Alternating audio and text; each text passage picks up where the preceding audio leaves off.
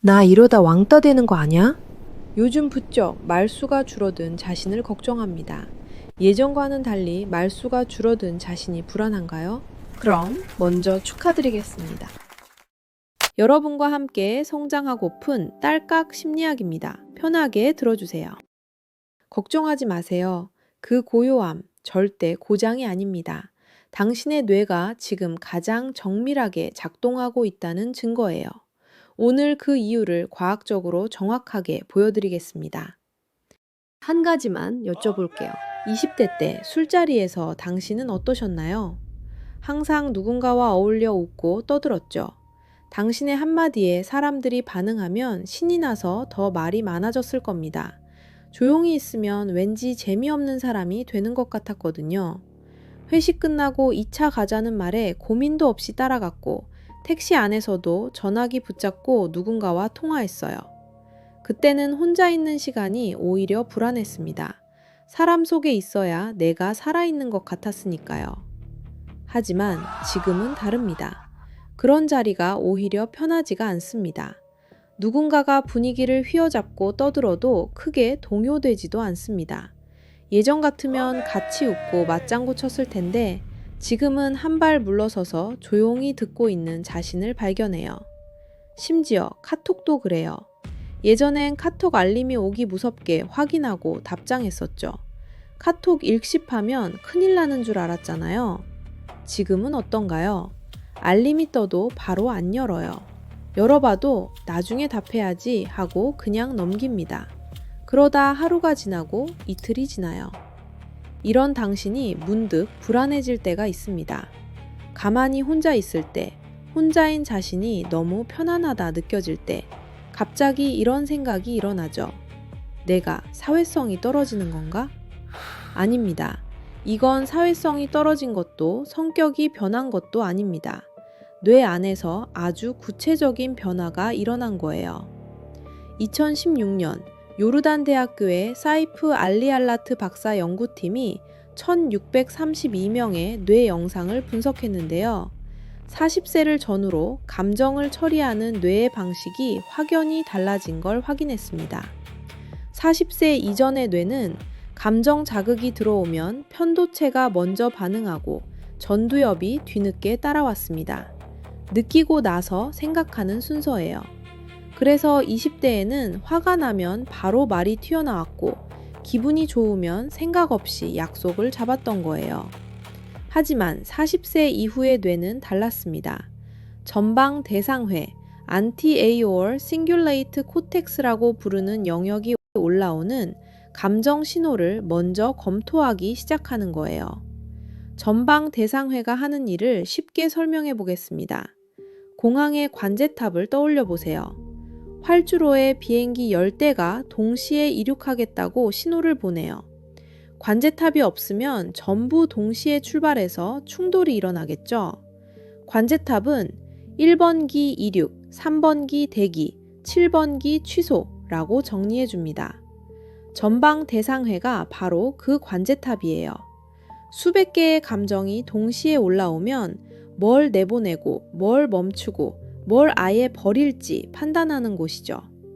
말이 줄어든 건 이 관제탑이 본격적으로 가동되기 시작했다는 뜻입니다. 예전엔 비행기가 신호를 보내는 대로 다 이륙시켰어요.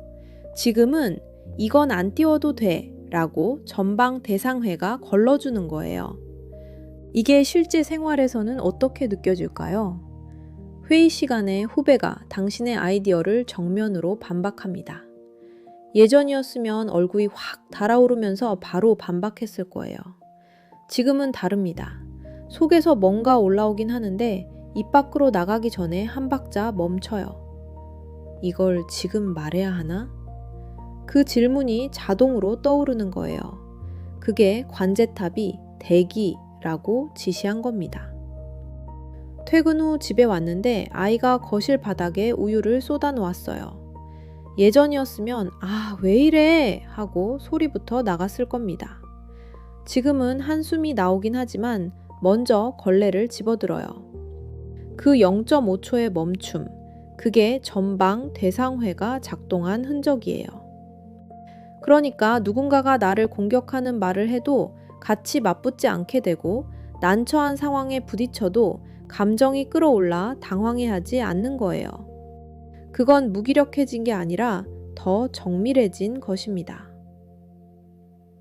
그런데 문제가 하나 있어요. 이 변화를 이상하다고 느끼는 순간 많은 분들이 불안해하고 예전으로 돌아가려고 애씁니다. 억지로 모임에 나가게 되고 안 하던 연락을 일부러 돌리고 술자리에선 재미난 농담이라도 던지려고 애를 쓰게 됩니다. 모임이 끝나고 집에 돌아오면 녹초가 돼 있어요. 재미있었냐고요? 아니요. 진이 빠졌을 뿐이에요. 2019년 UC 리버사이드 대학교에서 123명을 대상으로 한 가지 실험을 하였습니다. 내향적인 사람에게 일주일 동안 외향적으로 행동하라고 지시했어요. 더 많이 말하고 더 적극적으로 사람을 만나라고요. 결과는 어땠을까요? 처음 이틀은 기분이 좋아졌습니다. 새로운 사람을 만나고 웃고 대화하니까 에너지가 올라온 것 같았어요. 하지만 닷새째부터 상황이 바뀌었습니다. 피로감이 급격히 올라갔어요. 잠을 자도 개운하지 않고 사소한 일에 짜증이 났습니다. 스트레스 수치가 실험 전보다 오히려 높아졌어요. 왜 그런 걸까요? 전방 대상회가 지금은 쉬어야 할 때라고 신호를 보냈는데 사람들이 그 신호를 무시하고 억지로 사교 모드를 켠 거예요. 관제탑이 이륙 중지를 외쳤는데 조종사가 그걸 무시하고 활주로로 밀고 나간 셈이죠. 이렇게 되면 뇌는 이중 부하 상태에 빠져요. 한쪽에서는 전방 대상회가 브레이크를 밟고 있고 다른 쪽에서는 당신의 의지가 엑셀을 밟고 있는 거거든요. 브레이크와 엑셀을 동시에 밟으면 차가 어떻게 되나요? 엔진이 과열되고 결국 망가지잖아요. 그게 억지 사교 후에 찾아오는 그 탈진감의 정체입니다. 몸이 무겁고 머리가 멍하고 아무것도 하기 싫어지는 그 느낌. 의지가 약해서가 아니에요. 뇌가 보낸 경고를 무시한 탓입니다. 오늘부터는 말이 줄어든 자신을 고치려 하지 마세요. 이제는 고칠 때가 아니라 탑재된 기능을 제대로 써야 할 때입니다. 그러면 이 고요함을 어떻게 써야 하는 걸까요? 하버드 대학교가 알려줍니다. 하버드 대학교에서는 1938년부터 시작해 80년 동안이나 추적한 연구가 있습니다. 724명의 인생을 따라간 성인 발달 연구였는데요. 로버트 월딩어 교수는 이렇게 말했죠. 건강한 노후를 결정하는 건 관계의 수가 아니라 관계의 질이다. 50세의 관계에 가장 만족한 사람이 80세에 가장 건강했다.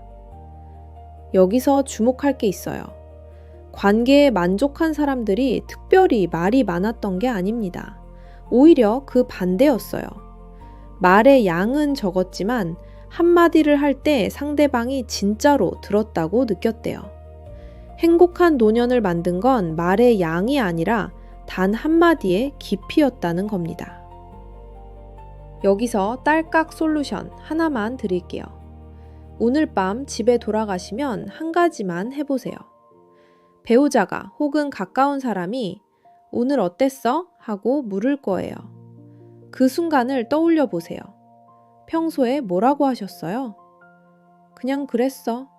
별일 없었어. 피곤해. 대부분 이 세 마디 안에서 끝나죠.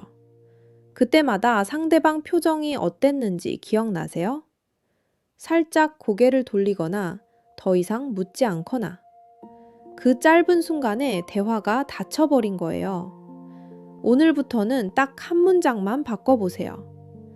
좀 피곤했는데 네 얼굴 보니까 좋아졌어. 이 한 문장이면 됩니다. 말을 늘린 게 아니에요. 원래 하던 짧은 말에 감정 하나를 얹은 겁니다.